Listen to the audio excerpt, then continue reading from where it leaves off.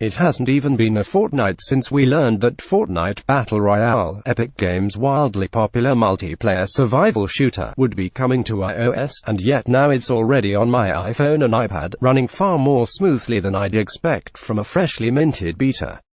Only a comparatively small group of players currently have access, but what I've seen so far suggests that Epic wouldn't have to do much to fling open the gates to the wider public. You can sign up for the beta here. It's hard to overemphasize how bold this release is. It's exciting enough that we can play a game on our phones at the height of its popularity on Mac, PC, Xbox One, and PS4, but also because Fortnite allows us to play against players on those systems from our handheld devices. And yes, that means all at the same time.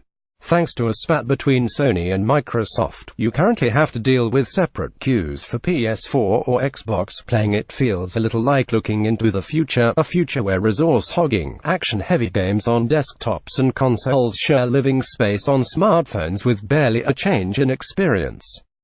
We've seen this kind of things with Minecraft and Hearthstone, of course, but Fortnite is a different beast entirely. This is a game where the slightest hesitation or dawdling equates to death. Fortnite Battle Royale, if you haven't heard, is a free-to-play survival game that builds off ideas in both the 2000 film Battle Royale and the Hunger Games book and films. In essence, you drop out of a bus floating in the sky and fight 99 other players to the death until only one is left standing.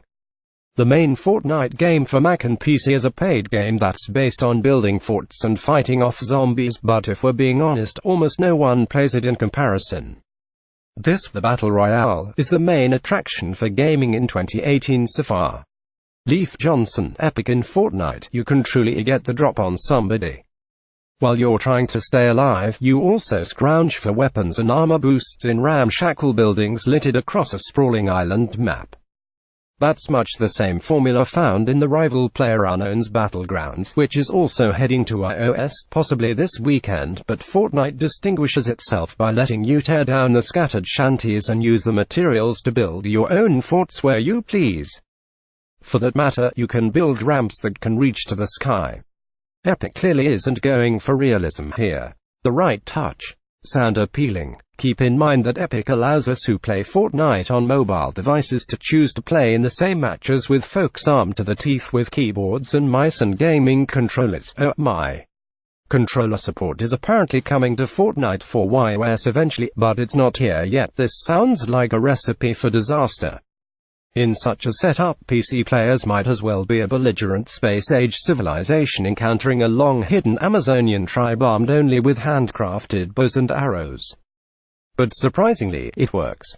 Or at least, it works well enough. All the controls are on the screen, so you use your thumbs to navigate in the 3D spaces and press various buttons to activate the weapons you've picked up at a sneaker crouch. To fire off whatever weapon you're carrying, you simply tap the right side of the screen. I find I far prefer the experience on my 12.9-inch first-generation iPad Pro than on the iPhone, even though it doesn't handle the frame rates as well. The iPad Pro gives me plenty of room to maneuver and look for enemy players without smothering screen with my fingers. In either case, though, lining up the camera for the perfect shot at another player requires a ridiculous degree of dexterity for aiming a shot when such an action is barely more involved than blinking an eyelid with a mouse or a gamepad. That's not so much a problem when you're playing solely against iPhone players. But when you're in crossplay, you're basically a walking target unless you're running with a highly protective squad of 3 friends on a Mac, PC, or a console. Leif Johnson, Epic struggling to aim. We went on like this for several seconds. Nor are the touch controls all that revolutionary. In fact, it's kind of par for the course for a lot of shooters that have tried to make the leap to iOS. Fortnite's brilliance, though, lies in what it does with sound.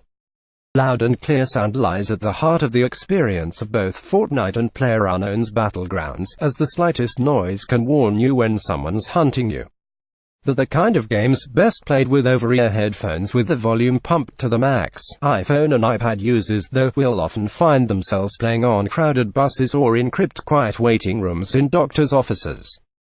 Fortnite's solution is to change those audio cues into visual cues in the form of small footprints or circles that pop up on the screen from the direction where sounds of footsteps or gunshots are coming.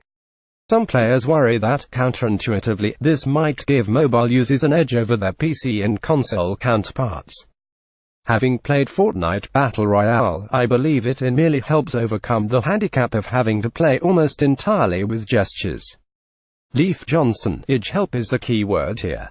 I'm still of the opinion that mobile players are going to be absolutely slaughtered when they're thrown into the same matches with the PC and console players.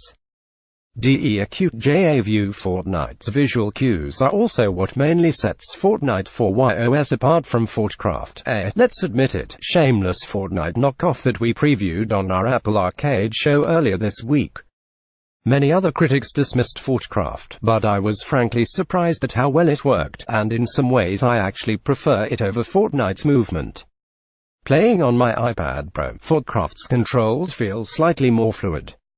Now, only a couple of days later, the bona fide, real deal Fortnite is here, at least for some of us. Aside from the necessarily UI changes, it's essentially the same game we play on our MacBooks and PS4s, right down to the account you use to log in with. The only bug I really saw was that the game would sign me out if I peeked at another app, which may be intentional. The only real annoyance, Fortnite for iOS is so popular right now that I've found myself waiting in lengthy queues before getting in, provided you're only playing against players who are on iPhone or iPads. It's pretty fantastic. Leif Johnson, Epic expect to see a lot of this. Perhaps most importantly, it proves that these kinds of conversions from Mac, PC, and mobile games need not be the impossible tasks that other developers seem to consider them. It runs beautifully, although it made the iPhone 7 Plus I was playing on a little hot to the touch, and again, the iPad Pro had slight performance issues. Had I not known that Fortnite was originally conceived as a cooperative build-and-survive game that had nothing to do with Battles Royale, I'd almost believe that the picturesque frame-rate-friendly style was aimed at mobile devices all along.